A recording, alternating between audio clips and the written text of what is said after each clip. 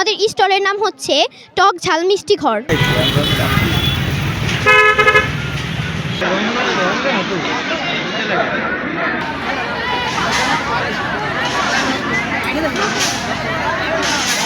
আমি সম্মানিত শিক্ষক মন্ডলীদেরকে স্টল পরিদর্শনের জন্য এককভাবে মূল্যায়িত করবেন এবং রেকর্ড সংরক্ষণ করবেন। প্রথম, দ্বিতীয়, তৃতীয়।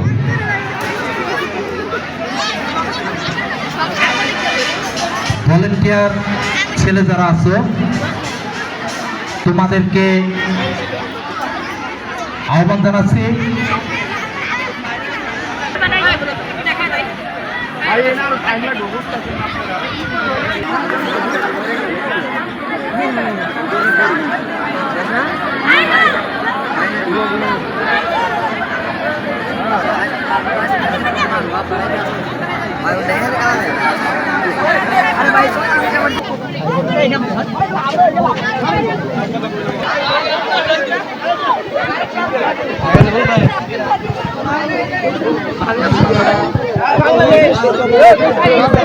ক্যামেরাম্যান কো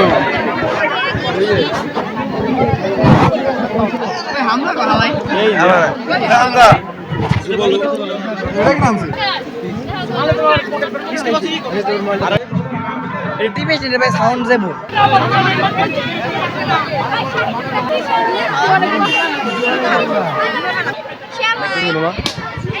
এই স্যার খারাপ স্যার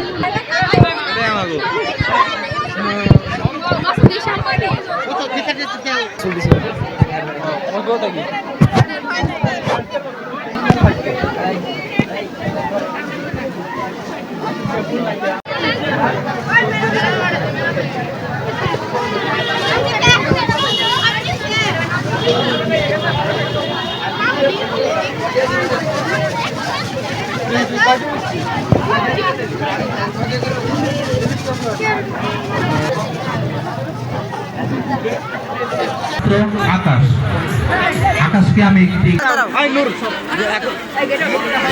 মানসিকভাবে সুস্থ থাকার জন্য আহ্বান জানাচ্ছি।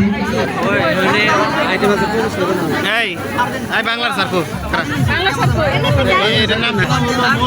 অল্প সময়ের মধ্যে পরিদর্শনে যাবে, সেজন্য আমাদের দায়িত্বপ্রাপ্ত শিক্ষকরা তোমাদের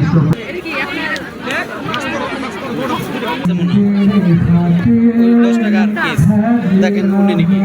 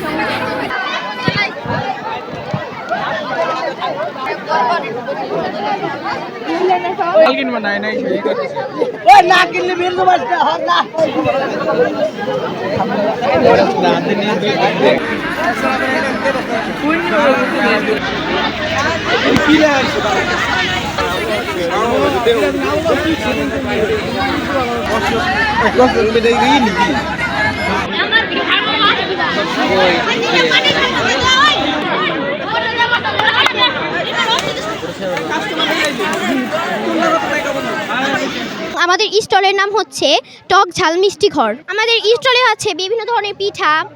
এক কথায় যে টক ঝাল মিষ্টি ঘর মানে টক জিনিস আছে, ঝাল জিনিস, মিষ্টি জিনিসও।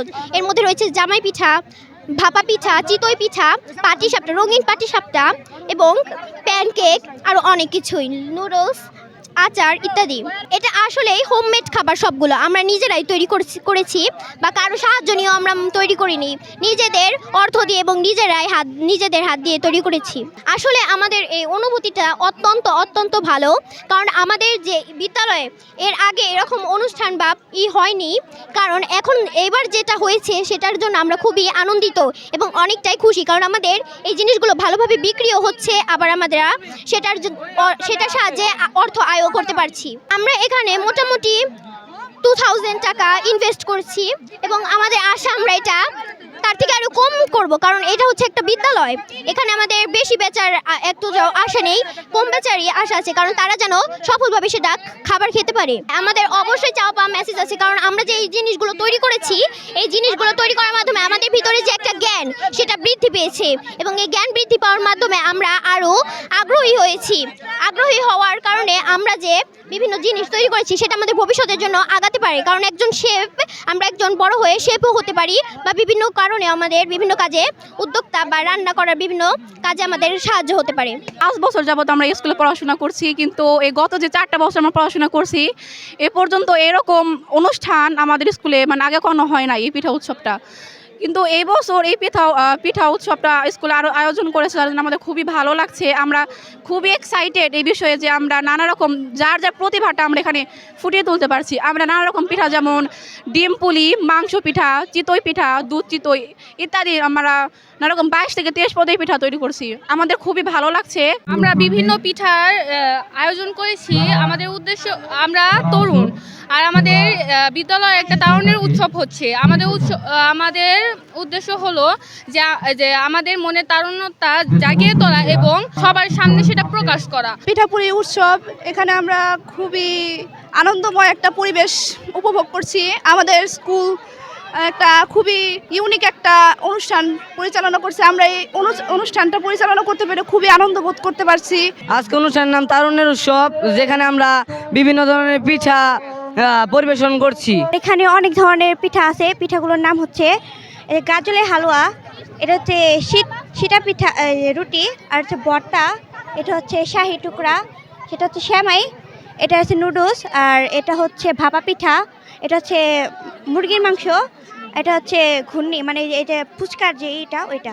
ভূম দক্ষিণ স্কুল অ্যান্ড কলেজের একজন অভিভাবক হিসেবে তাদের প্রতিভা দেখে আমি সত্যিই অবাক হয়েছি যে তাদের এত ছোট্ট মেধা এবং ছোট্ট মানুষ হওয়া সত্ত্বেও তারা এত সুন্দর একটা আয়োজন করেছে। মোহাম্মদ জাহাঙ্গীর আলম, সহকারী শিক্ষক, ভূম দক্ষিণ স্কুল অ্যান্ড কলেজ। তারুণ্যের উৎসব 2025 উপলক্ষে আমরা যতটুকু জানতে পারলাম যে প্রত্যেকটা শিশুর সৃজনশীল চিন্তা শক্তি আছে, যার প্রয়োগ পাইলাম আমরা এই তারুণ্যের উৎসব উপলক্ষে। এরা কৃষি খামার থেকে শুরু করে বিভিন্ন ইভেন্টের বিভিন্ন সৃজনশীলতার পরিচয় দিয়েছে তারা পিঠাপুলির মাধ্যমে, কৃষি খামারের মাধ্যমে এবং আরও বিভিন্ন ক্ষেত্রে। আমরা প্রত্যেকটি স্কুল পরিদর্শন করে দেখতে পেলাম যে প্রত্যেকটা স্টুডেন্টকে যদি আমরা তাদের চিন্তা শক্তির মানে জাগিয়ে তুলতে পারি, তাহলে দেশের উন্নয়ন অবশ্যই সম্ভব। আমি স্কুলকে তিলে তিলে ঘুরে এ পর্যন্ত নিয়ে আসছি। আমার উদ্দেশ্য, আমার প্রত্যেকটা ছেলেরা, এরা তরুণ, এদের যে তারুণ্যতা আছে তা বিকশিত করার জন্য মূলত আমার এই আয়োজন। কারণ এরা অনেক উদ্ভাবনী চিন্তাভাবনা এদের মধ্যে লুকায়িত আছে। আমি দীর্ঘদিন যাবৎ এটা আমি দেখতে পাচ্ছি, কিন্তু এই ধরনের আয়োজন আমরা কখনো করিনি। তো এই বছর তারুণ্যের উৎসবের উপলক্ষে আমি চিন্তা করলাম এই সুযোগটা ওদের মধ্যে কাজে লাগানো যায়। আমি আজকে ওদের যে তরুণদের ভিতরে যে সৃজনশীলতা তা দেখে আমি মুগ্ধ হয়েছি। আমি ওদেরকে ধন্যবাদ দিয়েছি এবং আমার চিন্তাভাবনা ভবিষ্যতে আমরা আরও বড় করে, আরও বড় মাপের অতিথিদের নিয়ে আমরা এই আয়োজনগুলো করব। আজকের যে আয়োজন আমি দেখে অত্যন্ত খুশি।